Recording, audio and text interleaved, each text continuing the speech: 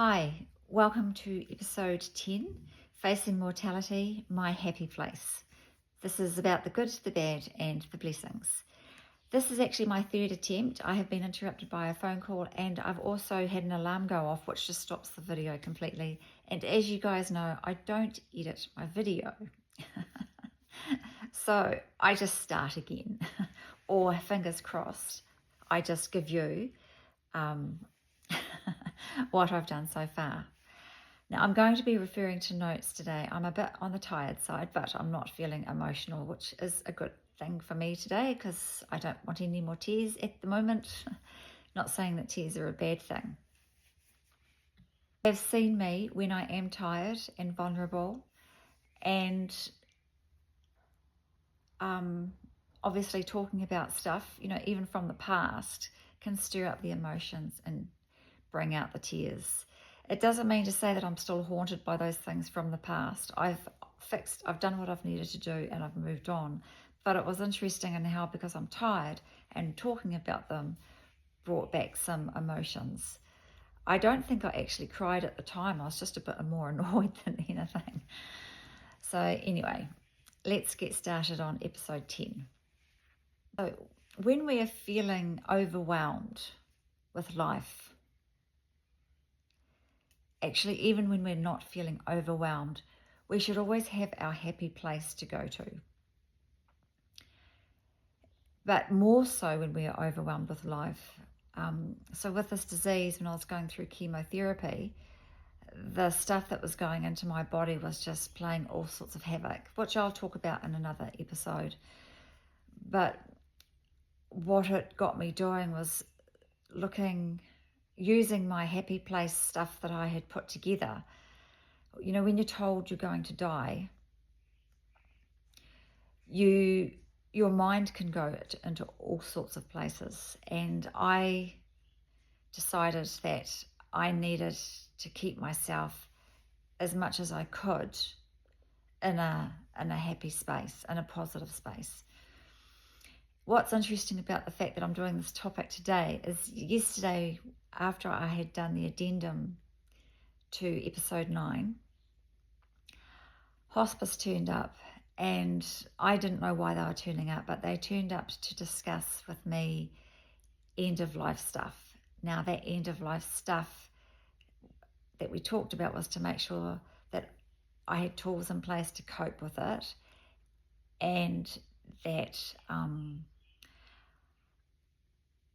I also was getting ready in terms of having the necessary support network that I would need for when my life would give me even less of what it's giving me now in terms of energy to do things.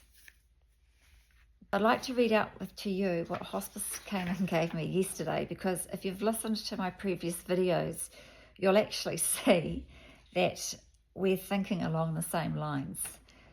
Their one is entitled How to Surrender. Trust in divine goodness. Rest your faith in the higher intelligence.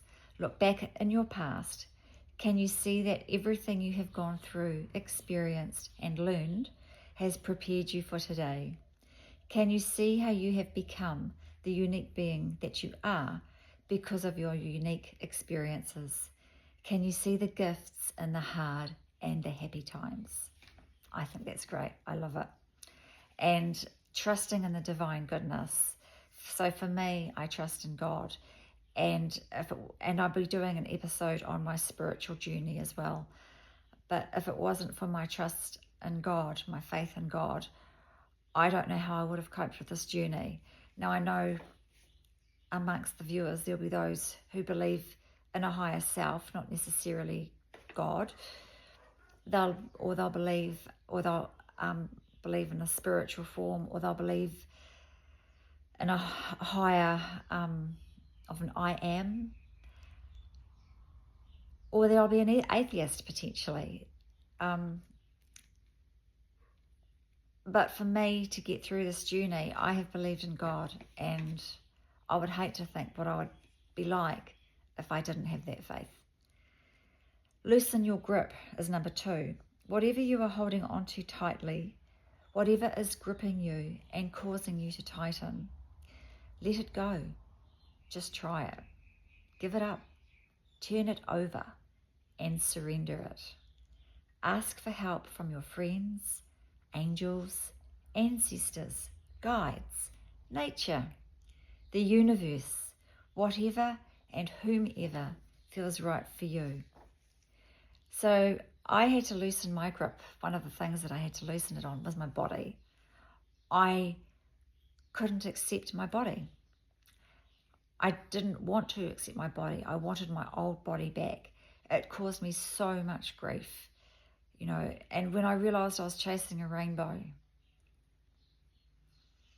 I was able to then let go and focus on what I could do with the body that I have now. Show up to what shows up is number 3. Notice what is in your field of awareness and activity. Like attracts like. Vibrational frequency matches each other. Who calls you? Who do you think of? What signs do you sense? They are clues to help you on your journey. Notice and follow them. They will help you take the next step. That will lead you to the next step. And before you know it, the doors will open. For me, I've had plenty of doors open on this journey.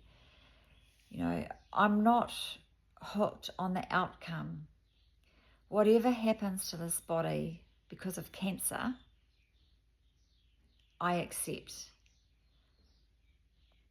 I'm not saying that I want to go through the dying phase, at the end, but I accept if the outcome is death. That's it. And if I didn't accept it, imagine the stress and grief I'd be causing myself. So just accept, for me, it's going with the flow.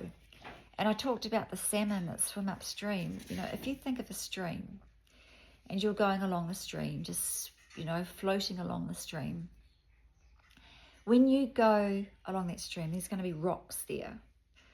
And you could get stuck on those rocks and try and work out how to remove them. That's okay. But if it's a sort of a rock,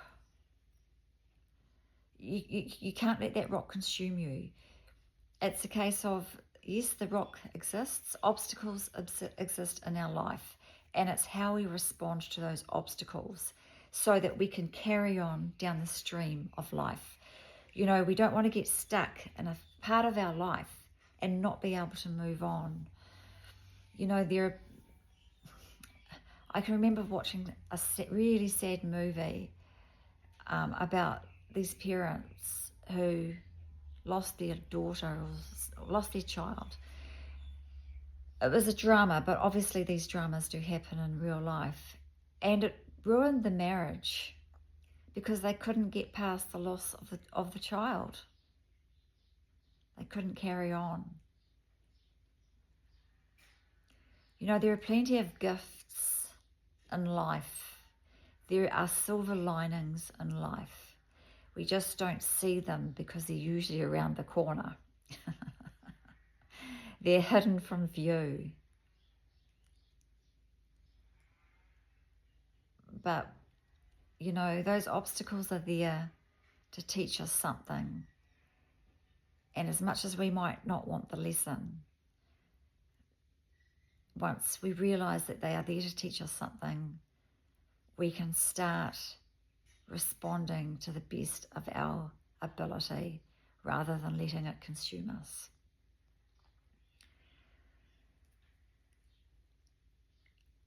I'm really fortunate in that I have these videos that I can give to you. I've also written journeys from the situation at the time. So right now I'm sort of going back into my past, and it's really interesting going back into my past because, for example, yesterday with, crying, it was obviously, I don't know if I would have cried if I had have been well rested, but what you saw was still me. It was still the real me. So I'd like to share with you now my happy place that I have found on my journey. I used my mirrors. My sister-in-law went out and bought me those glass markers, and I wrote on the mirrors. This was when I was struggling with my body being changed, and I wrote on the mirrors, I am not my body, I am free, for I am as God created me. And I really had to drum that into myself. It was from the book A Course in Miracles, and I really had to look at that saying on my mirror every day. And then I ended up adding to it, and I wrote, I am not my body, I never was. And that's because I believe that my body, when it's ready to say it's had enough, will just go back to the ground, go back to dust. And my spirit will move on. My spirit will carry on its journey of evolution. And so writing on the mirror, I am not my body, I never was very empowering for me. Now, another little thing I got, and this is what I was actually going to call this episode. I wasn't going to call it My Happy Place. I was going to call it Tickle Me Elmo, because I got a Tickle Me Elmo. Don't we look good together? What do you think? Oh, your thighs ticklish, are they?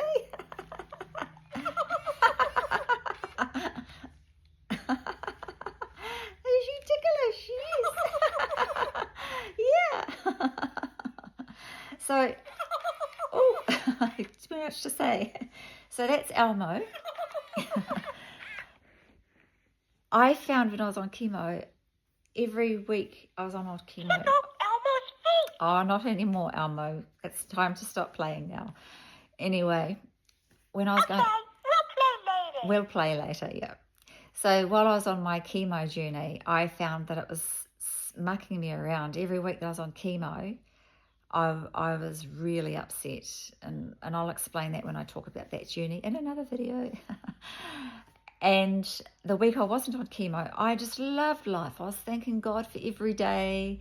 You know, I wanted to do my dishes. I wanted to pull weeds. I didn't have a lot of energy, of course, because I was on treatment. But I just loved life. And this was happening all the time. So I got myself a Tickle Me Elmo to bring back that child in me, and to also remind me to laugh, to take the seriousness out of life. You know, life's always going to have obstacles, and how we respond is really important to our journey. You know, it's like that farmer with the horse. You know, he never went to extremes. It was always a maybe. I'm just, one moment, turning my notes over. I've got some bullet points to help remind me so I don't forget, but I've probably forgotten to write a bullet point down anyway. So another thing was breath work. I joined the happiness program, which you can look up online.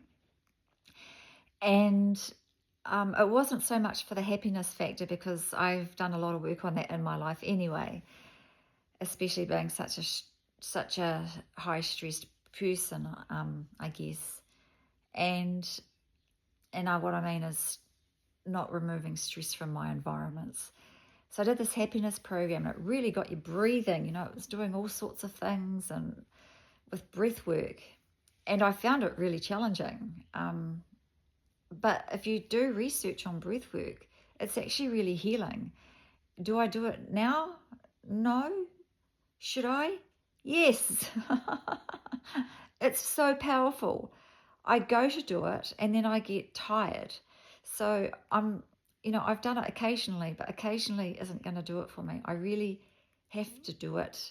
And I can just imagine if there's anyone from the happiness program listening to this. Yeah, I know. You can nag me if you like, because I know that it does work wonders. So what else did I do? Oh, yes, dance.